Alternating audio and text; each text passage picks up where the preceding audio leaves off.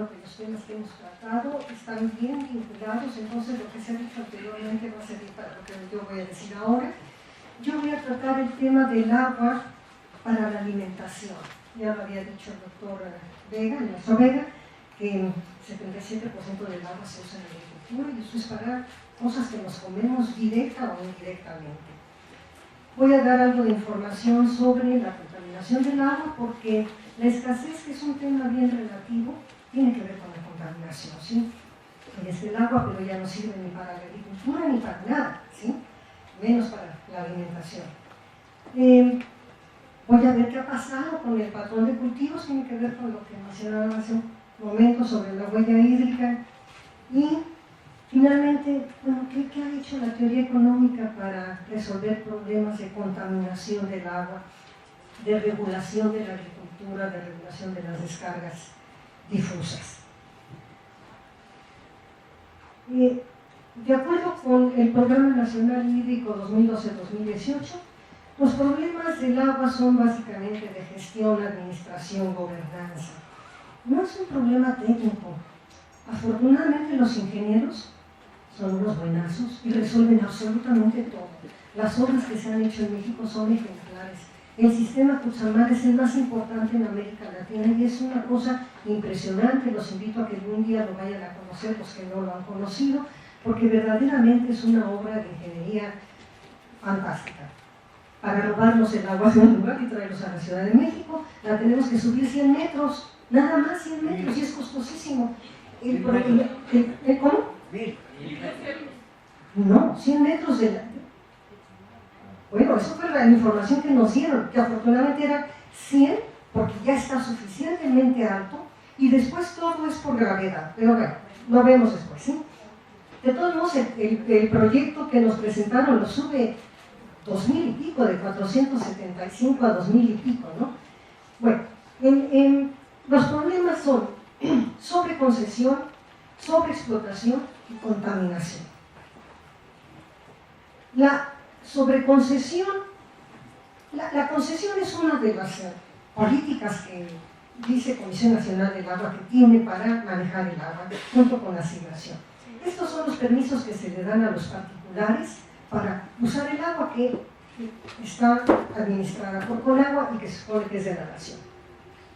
Bueno, la demanda total de agua es de 78.400 millones de metros cúbicos o 78.400 hectómetros, espero estar bien con los ceros, pero el volumen total concesionado es de 233.000 y además el mismo programa dice que sigue creciendo la concesión.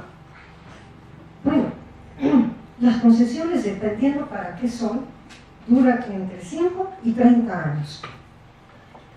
A nivel local, por ejemplo, en los distritos de riego, cuando uno habla con la gente que administra los distritos de riego, nos dicen, es que llegan los agricultores a seguirnos pidiendo agua, y nos la piden porque tienen la concesión, entonces pueden usar todo el agua.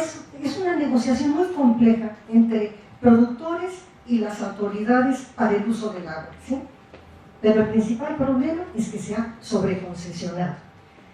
50% está concesionado al uso agrícola, agropecuario, 39% para el agua potable, que yo creo que es una forma de control del agua para ciudades y municipios, y una cantidad muy pequeña para industria y servicios.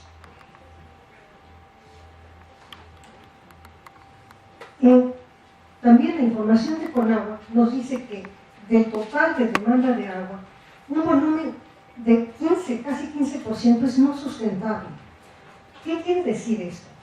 Lo que dicen los ingenieros de Conagua es que lo que se extrae de las presas nunca se vuelve a aportar. Siempre hay una extracción mayor de presas y por supuesto de muchos acuíferos. No tenemos mucha información tampoco al respecto, pero no están las presas vacías gracias a los huracanes. Le debemos agradecer al cambio climático, que los fenómenos hidroclimáticos cada vez eran mayores y que las presas se llenen gracias a ellos, porque si no ya estarían vacías, están viejas, están resquebrajadas, hay un problema serio ya de sostenibilidad de las mismas presas. Bueno, 77,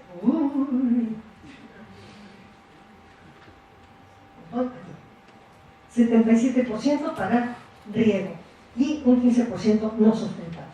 Ahora, en cuanto a la sobreexplotación, ya nos lo dijeron anteriormente, los acuíferos, los más importantes, están sobreexplotados. La información que nos presentó hace rato el doctor Breña me llamó mucho la atención porque da la impresión de que esta sobreexplotación de acuíferos está, bueno, la mayor está aquí, en el Valle de México, ¿sí? Lo hay también en otros acuíferos, el de Sonora, que está salinizado, son los acuíferos más importantes. Pero el agua en la Ciudad de México es para consumo humano, para uso consultivo de las personas. Sin embargo, da la impresión de que la mayor parte de la huella hídrica no está en la agricultura, sino está en la industria, ¿sí? No lo sé, es difícil hablar de huella hídrica porque las metodologías a veces no son muy transparentes, no sabemos exactamente qué datos están usando, ¿sí? Bueno, el 38% de aguas subterráneas se usa para la agricultura, ¿sí?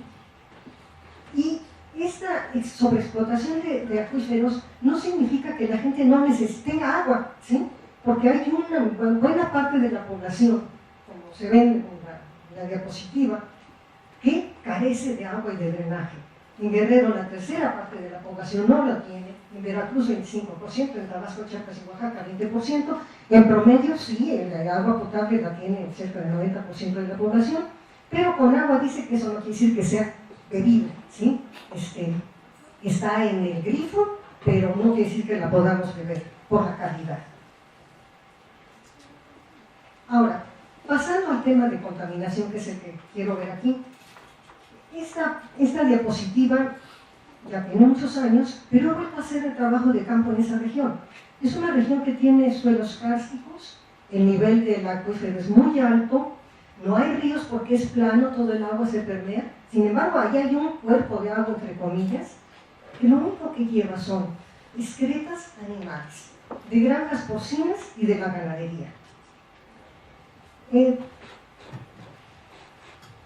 problema también en este lugar, que no exactamente en esto, sino en esa región, es que la principal ciudad no tiene una planta de tratamiento de aguas residuales. Y que en México solamente el 25% recibe tratamiento.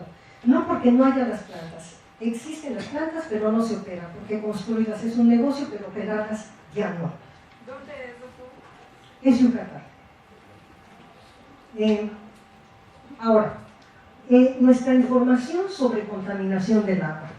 Las personas que se dedican a estudiar este tema, por ejemplo, la doctora Marisa Massari o la doctora Blanca Jiménez, dicen que realmente no tienen mucho con qué trabajar porque a partir de 2002 cambió la metodología para determinar la contaminación del agua. Antes se usaba algo que se llamaba como índice de contaminación del agua, el ICA, que está en 2001, y de acuerdo con ese índice, en ese año, 74% del agua estaba contaminada y fuertemente contaminada. Cambia la metodología, solamente se publica, no quiere decir que no se recabe información sobre más parámetros. Hay creo que 5.000 estaciones de monitoreo, que algunas se recaban información sobre nitrógeno, otras sobre fósforo, otras sobre grasas de aceites, pero el problema es que ahora solamente se publican 3 parámetros: la demanda química de oxígeno, la demanda bioquímica de oxígeno, y ahí tengo un error porque una tiene que ser B y la otra Q. Y entonces el nivel de contaminación del agua se ha reducido. Pero la verdad es que los que saben de este tema dicen que no se sabe si porque es otra metodología o porque realmente ha habido una mejoría en la calidad del agua. Bueno, los que estudian contaminación del agua dividen el tipo de contaminación en dos: uno que se llama contaminación por descargas puntuales y otra por descargas difusas. Por ejemplo, una granjita de cerdos tiene una salida de un tubo que cuando limpian las agudas, y uno puede ir a tomar una muestra, analizarla y decir tiene tal calidad. Pero en el caso de la agricultura no se puede hacer eso. Estas son unas fotos de sistemas de tratamiento, no son en México, son en un país europeo, donde después de varias lagunas y procesos, generalmente sale el agua así, porque son muy estrictas las normatividades allá. Esta es una diapositiva de sistemas de tratamiento en México que no están internalizadas, no están bien diseñados, están invadidos, bla, bla, bla. Y entonces la salida del agua a un canal es un chorro de agua negra, ¿sí? Y esto es adelantito de una granja de pollos de Bachoco, en Guanajuato, pero ya tiene muchos años, es muy mala la diapositiva. Bueno, en el caso de la agricultura, el agua se puede analizar, porque se toma una muestra, que está la doctora Bernal de la Facultad de Química tomando una muestra, es un método un poco primitivo, pero es efectivo. Y de hecho la analizó y encontró varias cosas, muchas, ¿no? Porque eso es lo que se buscaba.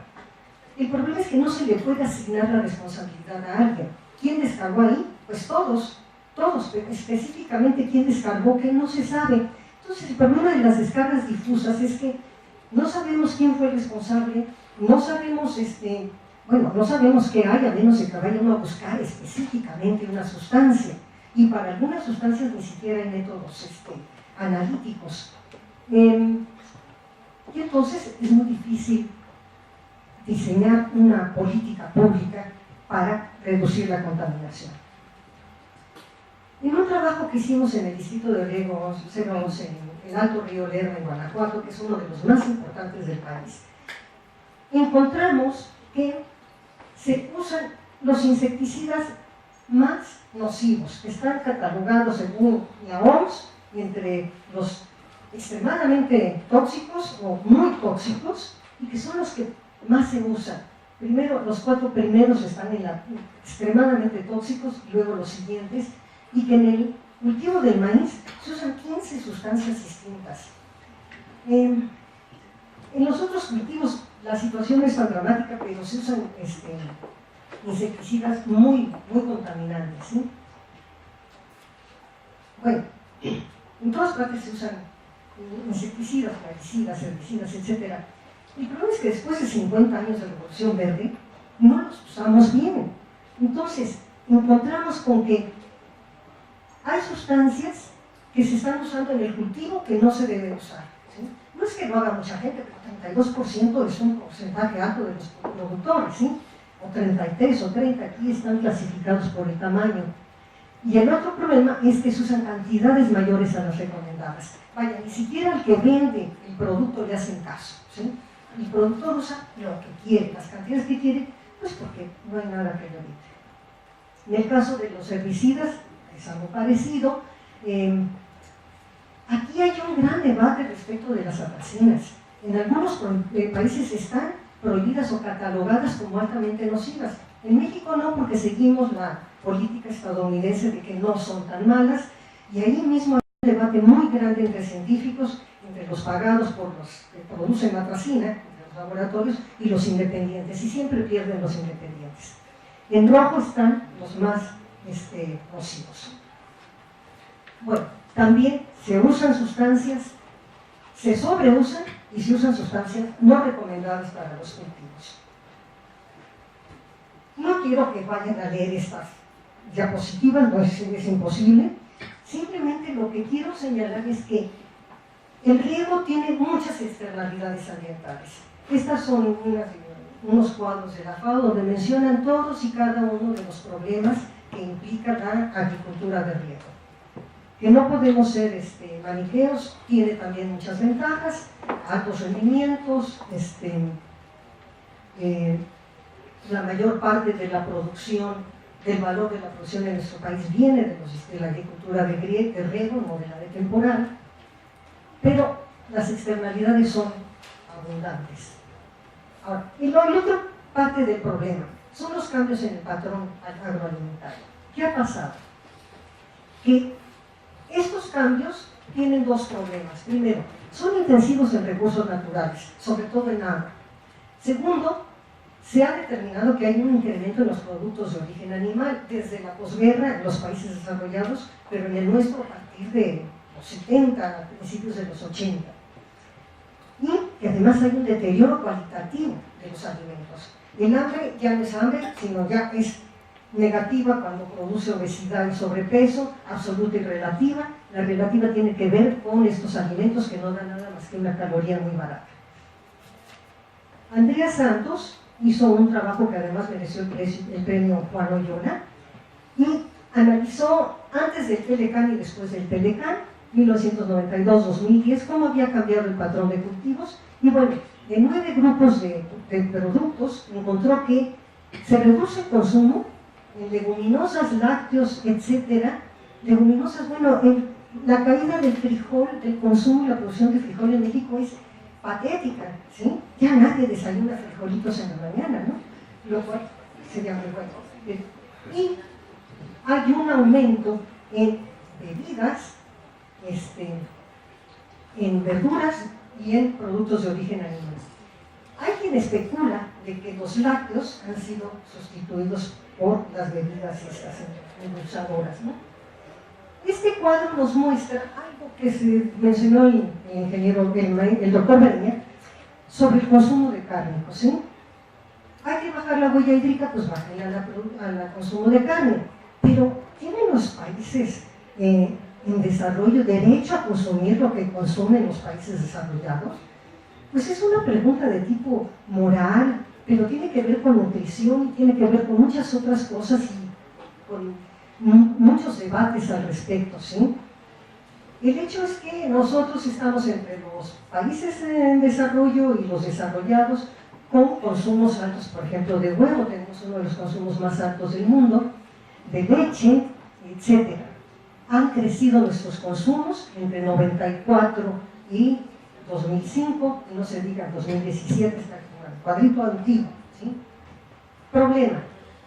Esta es una gráfica súper horrible, pero nos dice más o menos la cantidad de agua que se requiere para producir 1 kilo de carne y 1 kilo de maíz, y puede variar mucho. Nosotros hicimos un trabajo sobre huella hídrica para la ganadería y para 4 cultivos en Guanajuato, y lo comparamos con Justa, ¿sí? Nosotros estamos bien, porque en algunos productos la diferencia es enorme, ¿sí? Y es enorme porque nosotros sabemos qué fue lo que metimos al producto, usamos a la metodología, usamos el CropWatt y una metodología diseñada por el INIFAP para calcular evapotranspiración. El hecho es que si uno aumenta, por ejemplo, un poquito el rendimiento de un producto, la huella hídrica cambia muchísimo, entonces es altamente sensible a los rendimientos. Creo que es una metodología que creo que revela a grandes rasgos lo que se consume de agua en un producto, pero quizá no es muy buena para diseñar medidas de política pública, ¿sí? Los granos consumen mucho menos agua, digamos de 2.000, 3.000 metros cúbicos por kilo, mientras que las carnes, la leche, de 10.000, 15.000 para arriba. Bueno, también estas arañitas de Andrea, por ejemplo, aquí está la cantidad de agua de los productos de origen animal, esto es antes del Telecán y después del Telecán. Ahora, las bebidas tienen una huella hídrica muy pequeña, pero porque esta botellita solamente se está poniendo ahí lo que tiene adentro. Pero cuando se calcula la cantidad de agua que lleva el envase, entonces esto se dispara a 70.000 metros o más, y están los estudios de la UAM y están los estudios de Giancarlo Delgado aquí en la UNAM.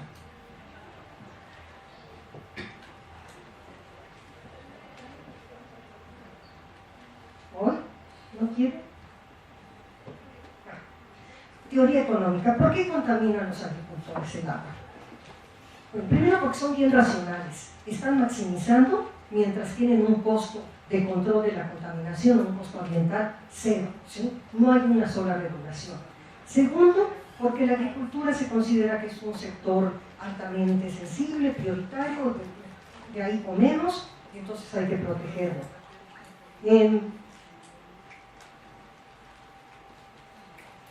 Todos estos genios de la economía se han devanado el seso tratando de analizar las externalidades para que quepan en el mercado, cómo internalizar los costos ambientales, las han clasificado, las han mejorado, En los extremos, aquí está Pigou, que dice que la única forma es que el Estado intervenga mediante algo que conocemos como política ambiental, porque de otra manera la gente no va a internalizar nada, ¿sí?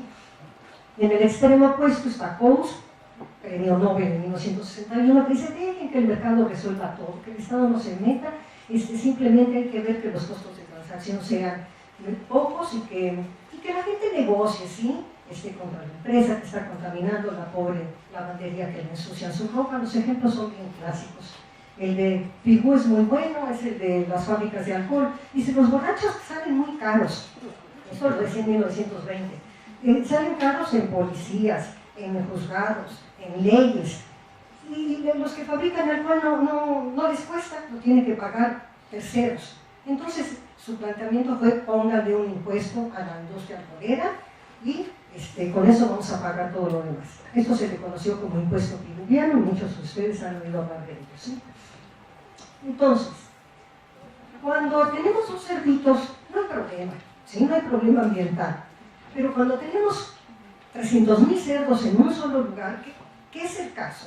Granjas Carro, viene en Perote, tiene módulos de 30.000 hembras, y por cada hembra hay 10 cerdos en crecimiento, entonces son 300.000, 500.000 cerdos, y entonces se necesita una política ambiental. Ahora, para el sector agropecuario, tanto para agricultura como ganadería,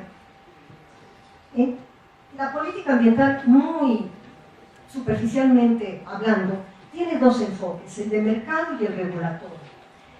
El de mercado es cuando introducimos algo que cambie precios, subsidios, impuestos, todo esto lo que nos cambia nuestros precios y los costos es una política de mercado. La regulatoria no, la regulatoria es completamente distinta. Aquí ponemos una prohibición, una ley o una norma que por lo general tiene una base tecnológica, un sistema de tratamiento y su costo. Entonces, para el sector agropecuario, para las descargas puntuales, o sea, las granjas porcinas, los establos lecheros, acá no tenemos nada en México. Y aquí tenemos la norma 001 de descargas de aguas residuales. Cualquier texto de economía ambiental les dirá que las normas son más ineficientes que los impuestos, por ejemplo, pero el mundo se regula por normas. En parte porque es más fácil evadirlas, ¿sí? Y porque hay una gran resistencia del sector productivo a ser normal. ¿Cuánto tengo? Porque como no está el reloj aquí, 5 minutos. Bueno, nos vamos rápido porque al fin que no hay mucho que decir de la economía. De veras, miren, aquí está. En cuanto a contaminación para descargas difusas, ¿cómo normar todo lo que hacen los agricultores? Este uso inusitado de agroquímicos y de fertilizantes. Bueno, una de las cosas por las que usan muchos plaguicidas es porque representan 3% del costo de producción de los productos. Nosotros analizamos 4 cereales. Es muy bajo su impacto en el costo de producción. Bueno, el de los fertilizantes no, sin embargo los sobreusan. ¿Cómo? Si son caros. Pero este sobreuso lo hay en todas partes del mundo, porque cuando yo he presentado esto en otros países me dicen, ay, en mi país pasa exactamente lo mismo. Y sea Turquía o España o China, los agricultores son iguales, o muy parecidos, ¿sí? Bueno, en cuanto a las descargas difusas, esas de la agricultura que se van a un dren, a un canal, y que no sabemos de quién es responsabilidad, obviamente no hay nada en el enfoque de mercado, no hay nada en cuanto a regulación, no hay normas, no hay prohibiciones, están en la ley algunos artículos con los que no se cumple, tanto en la de aguas nacionales como en la del equilibrio ecológico, pero es letra muerta. Y entonces, aquí en México y en muchos otros países la agricultura se guía por iniciativas voluntarias, programas que si quiere el productor se suma a ellos, y si no, no, si se suma a lo mejor puede tener un efecto positivo en la contaminación de la calidad. Esto no quiere decir que los economistas no hayan hecho nada, se han aplicado, ¿sí? Y hay algo que se conoce como teoría de las descargas puntuales. El artículo, digamos, pionero es el de Griffin y Bromley en 1982, y los demás economistas lo que han hecho es afinar ese modelo, meterle la variable aleatoria, los costos de transacción, la información diferencial, etcétera, etcétera, pero por más que le han buscado, siempre encuentran proxies, second best, o sea, que en términos de minimización de costos no funcionan, ¿sí? por eso es que se termina con iniciativas voluntarias. También ha publicado muchísimo la Agencia Ambiental de los Estados Unidos, el Servicio de Conservación de Suelos. Hay una bibliografía, pero realmente inmensa sobre este tema. ¿En qué consiste esta función de producción? Ya muy rápidamente. Bueno, el modelo es muy sencillo. Aquí están las opciones de producción de la granja, y aquí están las características que rodean la granja. Cuando el modelo se amplía, nunca le pude quitar la secuencia de esto, a una cuenca, el modelo incluye las descargas puntuales, que son las R's, las no puntuales, perdón, al revés, las no puntuales, que son las R's. Esta es una combinación de modelos hidrológicos y económicos, no son tan sencillitas, más las emisiones puntuales. Se considera el nivel de, perdón que esté en inglés, el nivel de contaminantes que hay en la cuenca y las características y parámetros de la cuenca. Después de toda la literatura que ha surgido con este tema, lo único que tenemos son programas voluntarios. Está desregulada la agricultura, está desregulada la contaminación del agua. Uno de los programas es Campo Limpio, que lo que propone es que los envases de los plaguicidas, por favor, no los tiren tal como los usaron ahí en el campo, no los quemen, denles 3 lavadas, pues sí, pero no hacen con el agua que encuentran ahí a la mano, y además deposítenlo. Ya hay lugares donde hay contenedores para los envases de plaguicidas. Hay cursos de labranza de conservación, en fin, hay una serie de programas menores. Una norma muy interesante en Guanajuato, que es la norma técnica ambiental 005, que son prácticas de cultivo, más la prohibición de no quemar los residuos agrícolas. No da tiempo de hablar de ello, pero es muy interesante esa norma, porque además tampoco se cumple. Es una pena. Bueno, conclusiones, porque me queda un minuto. El problema de contaminación del agua tiene que ver con el problema teórico de externalidades, cómo meter las externalidades a la actividad económica, cómo hacer que el mercado funcione para eso, si no hay precios, si no se cumple con el óptimo parámetro, etcétera, etcétera, etcétera, ¿sí? Segundo, que la agricultura es un sector especial por muchas razones, porque hay productores que tienen mucho peso político y siguen determinando el curso de las políticas. Lo vemos en México claramente, y hay millones de agricultores que no tienen ningún peso político y que sufren muchas de las políticas, ¿sí? Por ejemplo, la política de subsidio irrestricto a la tarifa 0,9, creo que es la tarifa de bombeo agrícola, que sea general para todos, es un crimen, ¿sí? Porque la aprovechan solamente los grandes productores. Y tiene que ver con la sobreexplotación de los acuíferos. Tercero, pues que está cambiando nuestro patrón agroalimentario. Queremos consumir como consumen los países desarrollados. No tiene sentido. Ese patrón de alimentación no es razonable, ni económica, ni nutricionalmente, pero la propaganda, los medios nos obligan a ese patrón, que es altamente demandante en agua.